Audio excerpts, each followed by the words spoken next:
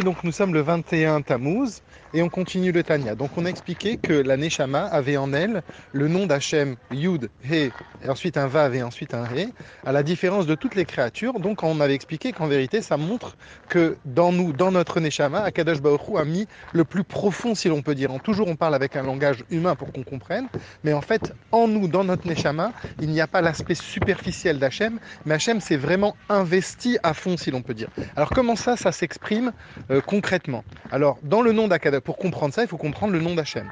Donc, dans le nom de Hachem, il y a 4 lettres. Ces 4 lettres, elles représentent la façon dont Akadosh Baruch Hu, il a créé le monde, comment il s'est impliqué dans le monde. Alors, le Yud, ça correspond à la Chorma. On dit Ant Hakim. Ça veut dire que Hachem, il est Chacham. Tout commence par la Chorma. Alors, dans le Yud, si l'on regarde bien, de manière superficielle, on voit un point. Un point qui montre justement le point de départ. Le point de départ, ça veut dire que de rien, on commence à quelque chose. Si on regarde un peu plus précisément le Yud, eh bien, on s'aperçoit que dans le Yud, il y a quand même 2 choses. Il y a ce qu'on appelle le Kotz, le petit départ du Yud, la petite boucle, avant d'arriver à la boucle, le petit point. Ça correspond au Ratson, à la volonté. Ça veut dire que Akadosh Baruch Hu d'abord veut, et après, une fois qu'il y a la volonté, il y a la chorma qui vient. Et on va voir que c'est un peu la même chose, et c'est vraiment la même chose par rapport à nous. Donc Hachem a créé le monde d'abord par le petit point de départ, la volonté. Ensuite, la chorma, koachma, la force du rien. À partir de rien, Hachem, il a créé le monde. Ensuite, on descend. On s'aperçoit qu'Akadosh Baruch Hu, justement, il va élargir les choses. Ça correspond à la lettre He. La lettre He, c'est un élargissement total. Ça veut dire ça va à droite, ça va à gauche, ça va en bas. Ça, on élargit complètement ce Yud. On a complètement élargi dans tous les points que l'on peut. Ça, c'est quoi? Ça, c'est comparé à la Bina. Ça veut dire le fait qu'Akadosh Baruch Hu, le mot Bina veut dire construire. Donc Hachem, il est en train de construire. Ensuite, après le He, il y a un Vav.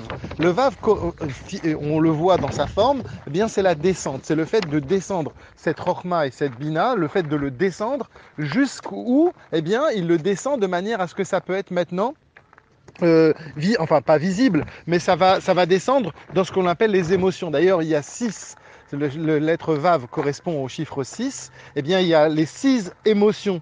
Ensuite, ça descend à la lettre He, et la dernière lettre He correspond justement, quand on dit la lettre He, on voit bien qu'on est en train de faire un souffle, parce qu'à la différence du Vav ou d'autres, le He, c'est une lettre qui montre le souffle sans qu'il y ait de couleur à notre souffle. C'est pas comme ni le Vav, ni le Zayin, ni une autre. Il y a simplement un He, c'est le souffle, c'est la parole avec laquelle Akadosh Baruch Hu, il a tout créé. Donc on voit que dans Hachem, les 4 lettres du nom d'Hachem représentent, si l'on peut dire, les 4 étapes de la création. Eh bien, ces 4 lettres, elles se retrouvent aussi dans notre Neshama, si l'on peut dire. Alors bien évidemment, tout ça, on le comprend parce qu'on parle, et Hachem a voulu qu'on comprenne ce monde, il a parlé notre langage. Donc de la même manière, chez un être humain, en nous-mêmes, d'abord, tout commence par la volonté. Si on n'a pas de volonté, c'est pour ça que dans le chinour, dans l'éducation, c'est hyper important de construire la volonté de la personne. On voit bien qu'il n'y a pas de personne, si l'on peut dire, qui est dans l'échec. Le départ de l'échec, c'est le manque de volonté, le manque d'estime de soi-même. Mais quand on veut quelque chose, eh ben, on va pouvoir arriver à avoir un point de départ. Ensuite, on va avoir la chorma, se poser des questions. Le mot chorma veut dire koachma, ça veut dire la capacité de dire quoi, de se poser des questions. Et c'est vrai que quand on veut avancer dans la vie, l'intelligence dans la Torah, ça n'est pas les personnes qui connaissent tout, mais l'intelligence dans la Torah, c'est les personnes qui questionnent de façon à comprendre et à voir les choses différemment. Donc ça, c'est chorma. Ensuite, on a le He qui correspond à la Bina. Une fois qu'on a été curieux, une fois qu'on s'est posé des questions, et bien maintenant, on va mettre des stratégies, on va aller plus profondément dans les choses. On va essayer de faire en sorte qu'on va pouvoir les rendre plus concrètes. C'est un petit peu pour ça que, par exemple, dans le rôle, par exemple, d'une femme, elle a plus de Bina, ça veut dire qu'elle a cette capacité de concrétiser les choses de façon à ce que ça soit beaucoup plus dans le monde, alors que souvent l'homme va rester dans Chorma. Bien sûr, c'est des clichés, et chacun doit développer la Chorma et la Bina, mais on voit bien que les hommes ont plus cette faculté à penser le monde, alors que la femme a plus cette faculté à pouvoir faire que ça va devenir concret. Alors après, on a après le hé, on a les émotions. Eh bien, une fois que on est dans la construction, on est dans l'idée d'élaborer la chose, eh bien, à ce moment-là, qu'est-ce qui se passe? Eh bien, ça va provoquer des émotions en nous. Alors, il y a les 6 émotions qui sont en règle générale deux. Et d'un côté, c'est l'amour et la crainte qui se subdivisent, ils ont des dérivés. Mais le départ, c'est aimer, craindre, s'approprier la chose avec l'amour, avoir un peu de recul avec la crainte.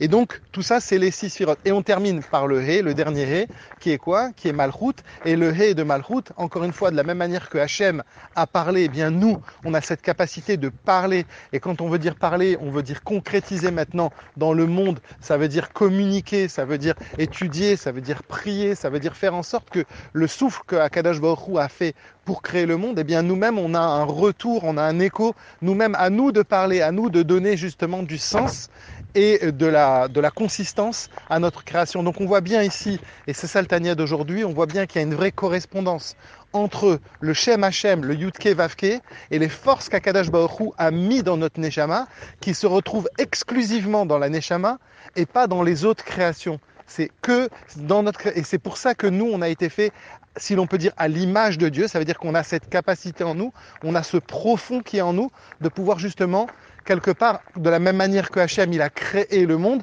eh bien de nous, de devenir partenaires de la création d'Hachem.